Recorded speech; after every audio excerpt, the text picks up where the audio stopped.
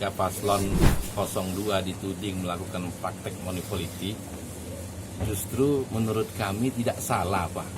Dia menuding kami melakukan money politik. Sementara yang kami laporkan ke Bawaslu Kabupaten adalah paslon nomor 1 yang melakukan money politik.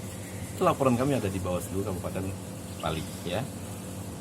Selanjutnya terkait video yang beredar yang dia menjustifikasi bahwa paslon kita mau melakukan praktek money politik melalui penyelenggara, saya katakan bahwa itu adalah fitnah. Saya katakan bahwa itu adalah fitnah dan penghasutan. Oleh sebab itu hari ini video yang beredar itu kami laporkan juga ke Bawaslu Kabupaten Pali. Ya, jadi itu merupakan bentuk penghasutan, bentuk fitnah.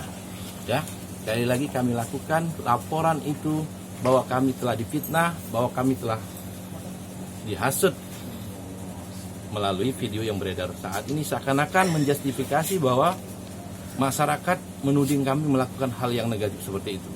Sementara dari awal kita sudah sampaikan kepada relawan-relawan kita bahwa paslon nomor 2 tidak akan membagi-bagi uang. Coba tanya di relawan-relawan kita 32 relawan 02, tidak kita suruh ataupun kita larang untuk melakukan praktek money politik karena hancur di wilayah kita ketika itu terjadi. Sudah banyak contoh ya, kabupaten-kabupaten lain yang berakhir dengan tragis akibat dari money politik. Oleh sebab itu juga kami berharap agar Bawaslu, pihak-pihak terkait untuk sama-sama memantau di lapangan. Jangan sampai pesta demokrasi pilkada di Kabupaten Pali ini dikotori praktek-praktek haram tersebut.